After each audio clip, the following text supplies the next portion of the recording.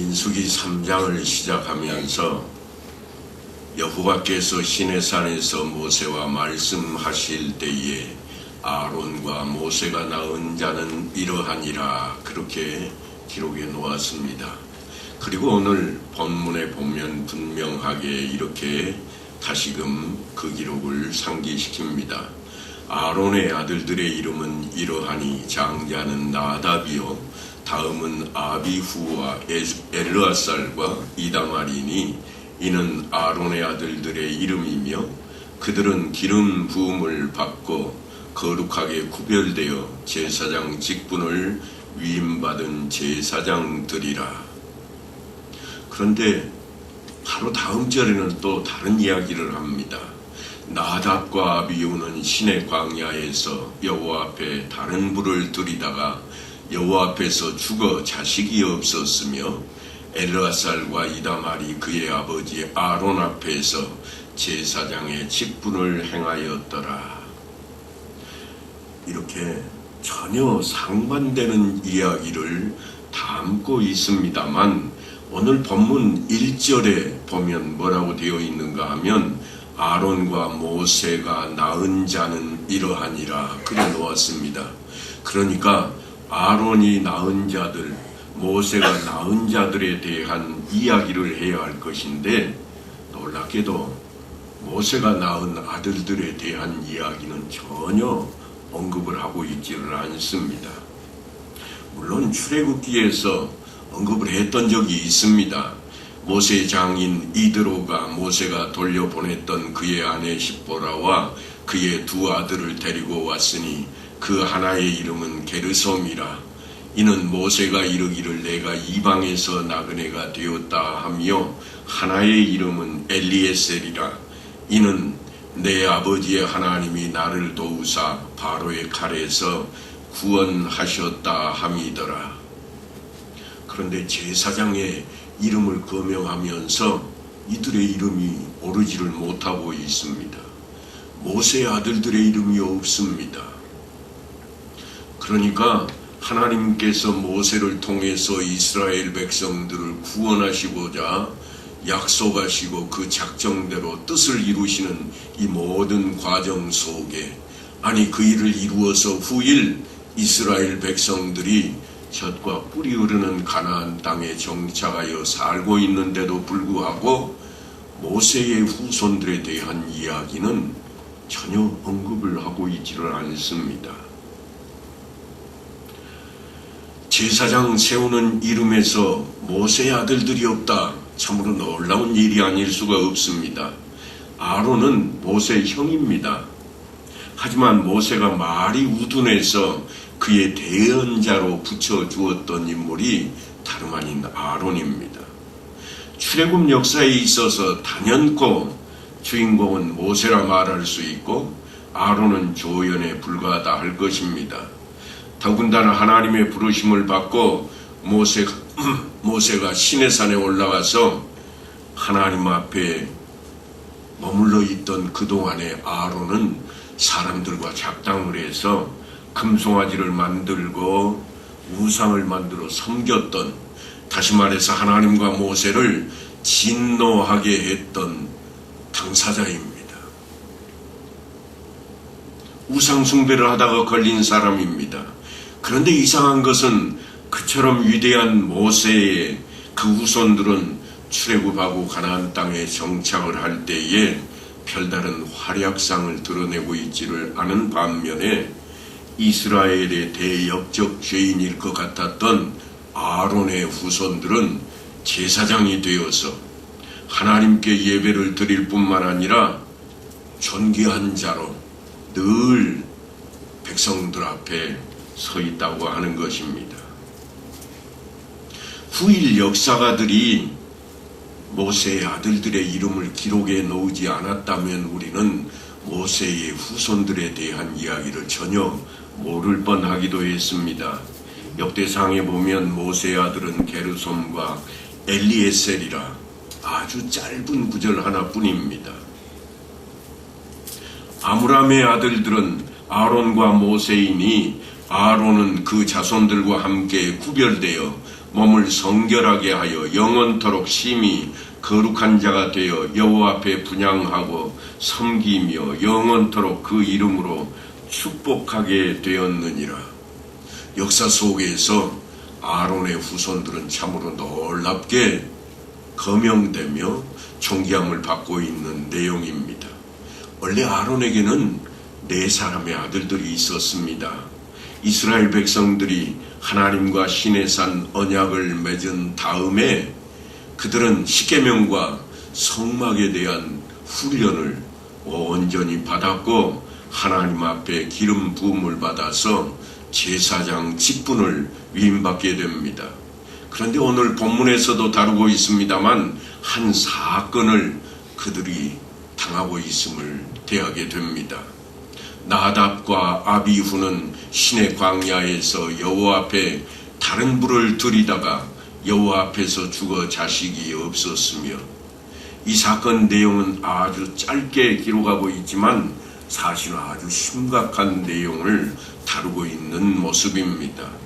이스라엘이 숨 죽이고 지켜보고 있는 가운데에 대제사장인 아론은 두렵고 떨리는 마음으로 규례를 따라 하나님 앞에 차근차근 제사를 진행하고 있었습니다. 하나님의 명령을 따라서 합당하게 역사상 처음으로 드리는, 하나님 앞에 드리는 그러한 제사입니다. 제사를 끝내며 아론은 백성들을 향해서 손을 들어 축복하고 모세와 함께 성소로 들어갑니다. 그리고 나와서 된 일을 성경이 이렇게 기록해 놓았습니다. 모세와 아론이 회막에 들어갔다가 나와서 백성에게 축복하며 여호와의 영광이 온 백성에게 나타나며 불이 여호와 앞에서 나와 제단 위에 번제물과 기름을 사른지라 온 백성이 이를 보고 소리 지르며 엎드렸더라. 얼마나 두렵고 놀라운 일이 벌어졌는지 모릅니다. 그리고 아론의 아들 나답과 아비후에게는 제사장으로서 성소 안에 있는 분향단에 향을 피우는 일이 주어집니다.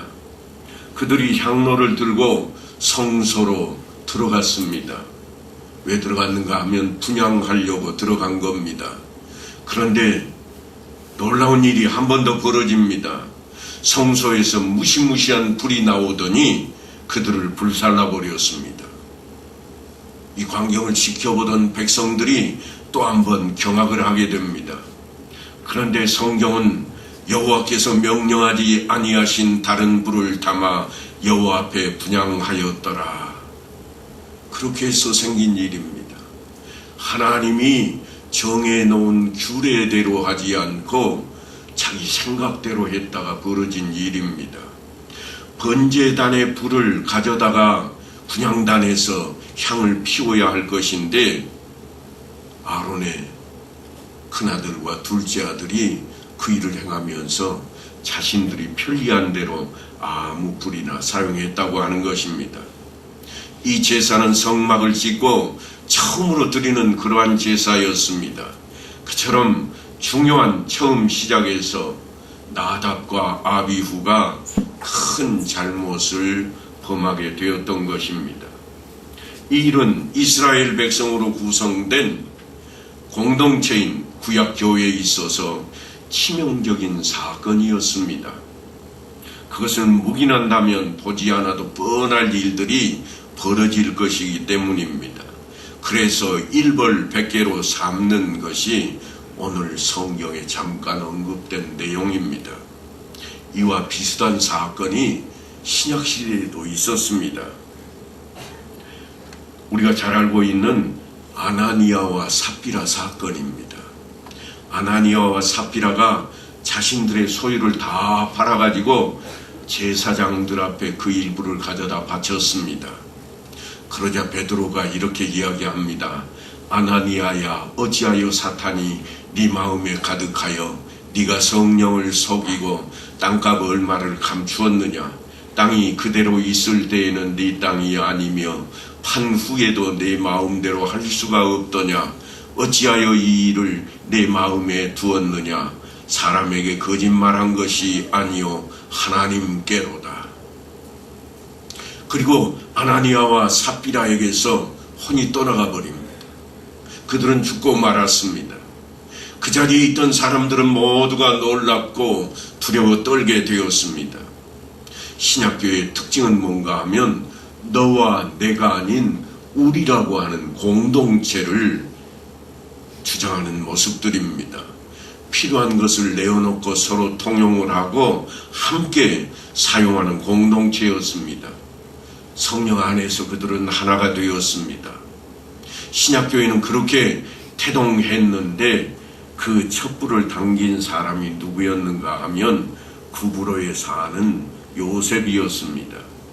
요즘은 키프로스라 하는 섬인데 아주 큰 섬입니다. 거기서 올라왔던 요셉이라 하는 인물이 있는데 그가 처음으로 했던 일이 무엇인가 하면 자신의 모든 소유를 팔아서 교회 앞에 내어놓았습니다. 그 돈은 구제와 선교에 요긴하게 사용되었습니다. 그로 인해서 사람들이 그를 부를 때에 권면과 위로의 아들이라 하는 뜻으로 바나바라 그렇게 불렀습니다. 우리가 잘 알고 있는 바나바입니다. 바나바는 초대교회와 제자들에게 있어서 사랑과 존중을 한 몸으로 받는 그런 인물이 되었습니다. 그 모습을 아나니아가 본 겁니다. 그래서 아나니아와 삽비라가 우리도 믿음으로 존중받는 자리에 한번 서보자. 그래서 재산을 팔기는 팔았는데 아까움이 있어서 다 내놓은 게 아니라 일부분만 내놓고 나머지는 감추어 버렸습니다. 그 마음속에 욕심이 꿈틀거렸던 것입니다. 나도 저렇게 해서 사람들에게 존중과 인정을 받아야 되겠다. 그렇게 해서 생겨났던 일입니다. 사람들은 아무도 몰랐습니다. 저 사람들도 귀한 것을 팔아서 내놓았다. 훌륭한 사람들이라 그렇게 생각했습니다. 아나니아가 좋은 일만 하는 줄 알았습니다. 그런데 느닷없이 아나니아와 삽비라가 혼이 떠났고 죽어버리고 말았습니다. 성령께서는 이미 알고 계셨고 아나니아와 삽비라의 행동은 성령을 모독하는 일이었다. 성경은 그렇게 기록하고 있습니다. 하나가 된 초대교회의 공동체를 분열시킬 수 있는 치명적인 모습을 통해 하나님께서는 그들의 생명을 앗아가 버리고 말았습니다. 성령의 바람을 거스르는 엄청난 일이었고 성령을 회방하는 죄라 성경은 그렇게 기록합니다. 그래서 베드로가 하는 말이 아나니아야 어찌하여 사탄이 네 마음에 가득하여 네가 성령을 속이고 땅값 얼마를 감추었더냐 호통하고 있는 겁니다. 우리가 흔히 사용하는 용어 가운데 리더라고 하는 말이 있습니다. 이 말은 영어에서 나온 말인데요. 조직이나 단체 등의 활동을 주도하는 위치에 있는 사람을 리더라 그럽니다. 그러니까 오늘 본문에 등장하는 제사장은 하나님 나라에 있어서 리더가 분명합니다. 하나님 나라에 있어서 모든 일을 앞장서서 가르치고 지키게 하는 주역이 될 인물들입니다. 신약시대에 예수님께서도 제자들에게 늘 가르치고 명령하실 때 내놓는 이야기가 있습니다. 그게 뭔가 하면 나를 따르라 하는 것이요 또 다른 하나는 말씀에 순종하라 하는 것이었습니다. 예수님의 제자들은 귀에 못이 박히도록 이 말을 들었을 것입니다. 아니 우리도 성경을 읽을 때마다 그 명령을 받곤 합니다. 주님께서 스스로 십자가에 못 박혀 죽기까지 한 그 모습도 사실은 순종하는 모습으로 우리 앞에 그려놓고 있습니다. 하나님 나라의 리더들은 그러니까 하나님 말씀에 하나님 명령에 순종하는 그래서 공동체를 살리는 그러한 사람들을 말합니다. 공동체를 살리는 사람 그러니까 다른 사람들을 살리는 사람이라 말할 수 있을 것입니다.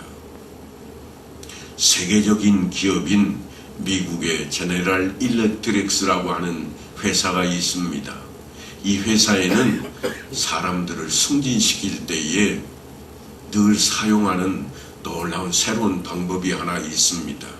그게 뭔가 하면 그 사람이 리더로서 됨됨이가 훌륭한가, 그걸 그 회사는 보지를 않습니다. 그 회사가 보는 것은 그 사람 밑에 있는 사람들이 얼마나 성장을 했는가, 얼마나 일할 줄 아는 사람들이 그 사람 밑에 있는가, 그걸 보고 그 위에 있는 리더를 승진시키곤 했다고 하는 것입니다. 그러니까 리더라고 하는 것은 자신이 성공하는 사람이 아니라 다른 사람들을 성공하도록 만들어주는 사람이라. 그 회사는 그거를 성경에서 본으로 따와서 회사의 이념으로 삼았다고 그렇게 회사의 강요에 기록을 해 놓을 정도입니다. 그러니까 오늘 하나님께서 아론과 그의 아들들을 제사장 나라의 제사장으로, 이스라엘의 대제사장과 제사장으로 삼으신 이유가 뭔가 하면 이스라엘을 살리라 하는 것이었습니다. 그들을 리더로 세우고 있다고 하는 것입니다. 하나님의 명령을 온전히 따를 것을 가르쳤고 그대로 행동할 것을 요구했습니다. 그런데 나답과 아비후가 그 일의 첫걸음부터 실패하고 말았습니다. 그들은 죽임을 당했고 그러니 자식도 없었습니다. 무슨 말씀인가 하면 그들의 후손이 끊어졌다, 그런 이야기입니다. 성경에 실패한 제사장 이야기가 하나 더 있는데요, 엘리 제사장과 그의 아들들 홈리와 비느하스 이야기입니다. 여러분들이 워낙 많이 들어서 잘 알고 있는 이야기일 겁니다. 그들도 후손이 끊어지고 말았습니다. 그래서 사도 바울은 그들에게 일어난 이런 일은 본보기가 되고 또한 말세를 만난 우리를 깨우치기 위하여 기록되었느니라. 그런즉 선질로 생각하는 자는 넘어질까 조심하라 그랬습니다. 특별히 교회의 직분을 받고 직분으로 교회를 섬기는 우리에게 주시는 아주 놀라운 귀한 말씀입니다. 그러니까 이 이야기는 왜 전해지고 있는가 하면 우리 자신을 살펴야 되겠다고 하는 것입니다. 아담과 하와처럼 하나님께서 금지한 열매를 혹시라도 욕심내거나 따먹고 있지는 않는지, 나답과 아비후처럼 하나님께서 명령하지 아니하신 다른 것을 사용해서 하나님 앞에 예배를 드리고자 하고 있지는 않는지, 홈리와 비느하스처럼 하나님 앞에 드리는 예배에 불성실하지는 않았는지, 하나님 뜻에 합당하지 않은 것은 무엇이든지 우리가 버려야 할 것으로 오늘 성령은 우리에게 말씀하고 있습니다. 요즘 교회들마다 가장 큰 문제가 뭔가 하면 교회의 리더인 직분자의 권위가 인정을 받지 못한다고 하는 것입니다. 직분자들을 인정하려는 마음이 점점 사라져가고 있습니다.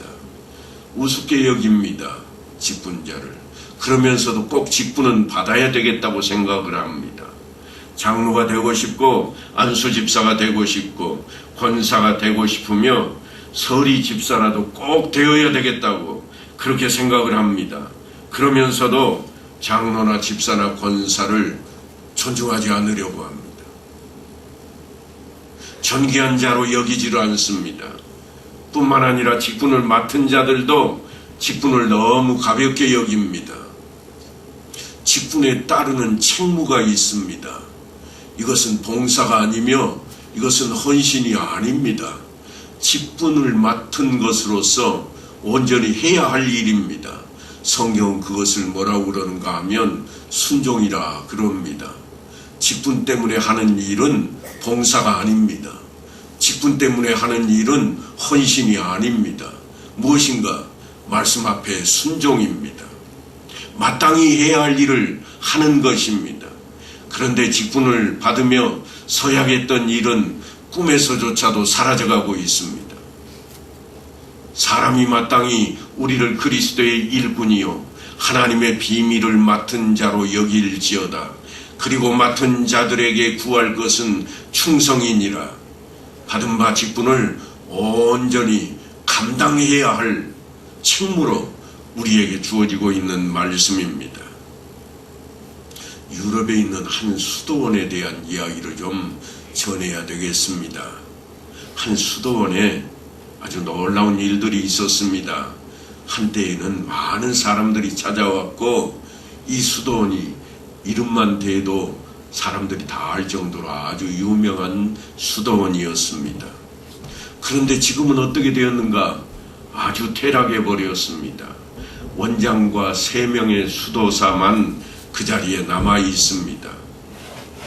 그나마 이 4사람이 사사건건 무슨 일을 할 때마다 마음이 틀려가지고 서로 이렇게 하자 저렇게 하다 좌충우돌을 하고 있는 중입니다.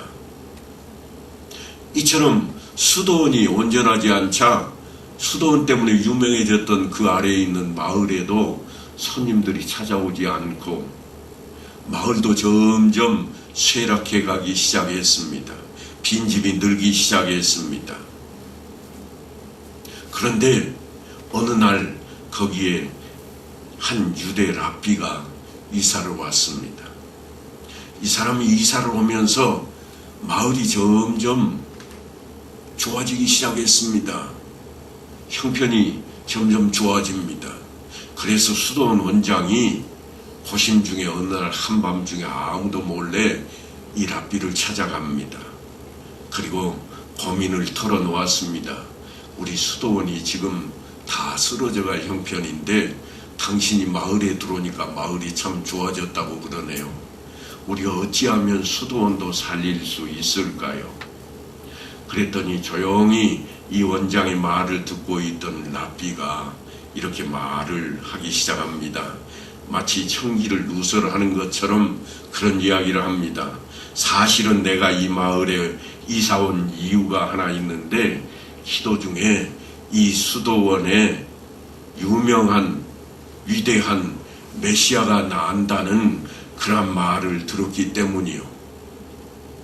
원장이 이 말을 딱 듣고 돌아가서 수도사들 3명을 불러놓고 이야기합니다. 내가 마을에 내려갔더니 랍비가 하는 말이 그가 기도 중에 우리 수도원에서 위대한 메시아가 나온다는 말을 듣고 그 메시아를 만나려고 이 아랫동네로 이사 왔다네. 이렇게 4사람이 모여서 이 말 한마디를 하고 나자말자 수도원의 분위기가 바뀌기 시작했습니다. 이전 같으면 분명히 서로 다투고 헐뜯고 자기 주장만 했을 것인데 놀랍게도 늘 의견이 일치를 합니다. 왜 그런가 하고 봤더니 사람들이 이렇게 생각합니다. 이 4사람 마음속에 원장을 포함한 새 수도사 마음속에 이런 생각이 듭니다. 혹시라도 저 사람이 메시아면 나중에 나한테 해가 되지는 않을까? 경을 칠 일이지. 그러니까 수도 생활하는 중에 이 사람들이 전부 열심을 내기 시작합니다. 혹시 하나님께서 나를 메시아로 지명하시면 내가 어떤 모습일까? 그런 마음도 생기기도 합니다. 그래서 그들은 기도와 말씀 연구에 정성을 쏟기 시작했습니다. 그런 생활이 계속되자 수도원이 다시금 명성을 떨치기 시작했습니다. 그 마을도 다시금 활기를 띠게 되었다는 것입니다. 물론 요즘은 우리가 성지 순례를 가면 그 자리를 가서 그분들 얼굴은 못 보지만 예전에 수도사들이 어떻게 생활했는가 살펴보기도 하고 믿음과 신앙에 핍박이 있을 때 이 사람들이 어찌했을까 우리가 늘 바라보기도 합니다. 그런데 이런 일들이 어떻게 해서 생겼을까? 우리 자신을 다시 한번 곰곰이 들여다봐야 되겠습니다. 한 해를 시작하면서 과연 우리 교회가 다음 세대를 어떻게 준비할 것인가? 하는 마음으로 이 사람들이 기도했던 것처럼 우리도 기도해야 할 것이며, 이 사람들이 성경을 연구하고 열심을 냈던 것처럼 우리도 말씀을 연구하고 말씀대로 살고자 열심을 다해야 되겠다고 하는 것입니다. 주님께서는 그런 우리에게 이렇게 말씀을 하십니다. 아버지께서 나를 세상에 보내신 것 같이 나도 너희를 세상에 보내었노라. 여러분, 우리는 주 예수 그리스도를 믿는 사람들입니다. 예수를 믿는다, 그 말은 예수님으로부터 보내심을 받았다, 그런 자리입니다. 그게 무엇인가? 직분입니다. 내가 서리 집사이건, 내가 권사이건, 내가 안수 집사이건, 내가 장로이건, 내가 목사이건 주님의 부르심을 받고 이 자리에 서게 되었다 하는 것입니다. 그러면 우리에게 이 직무를 주신 일에 우리가 할 일은 무엇인가? 맡은 자에게 구할 것은 충성이라. 우리가 봉사하는 것은, 우리가 헌신하는 것은 직분에 대한 일이 아닙니다. 공동체를 위해서, 다른 사람을 위해서 우리가 늘 행해야 할 우리의 본이 되는 일인 것입니다. 그게 우리의 덕이라 그렇게 이야기를 합니다.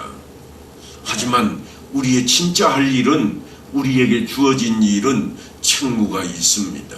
목사로서, 장로로서, 또한 권사로서, 집사로서 우리가 해야 할 일이 무엇인가? 우리는 그 일을 행해야 합니다. 그 자리에 존귀함을 받는 것만, 존중받는 것만 바라고 원할 것이 아니라 우리가 일을 스스로 잘 해냄으로써 존중하는 일이 벌어져야 될 것이라고 하는 것입니다. 우리를 모든 사람들의 제사장으로 삼으신 하나님, 제사장은 모든 피조물을 대신해서 하나님 앞에 서게 되며, 또한 하나님의 대리자로 피조물을 이끌게 되는 그러한 자리입니다. 존귀한 자리입니다. 왕같은 제사장으로 우리를 세우신 하나님 앞에 우리가 바로 서야만 할 것입니다. 예수님께서는 우리들의 최고의 리더이시며 또한 영원한 대제사장이십니다. 그래서 베드로 사도는 이렇게 이야기합니다.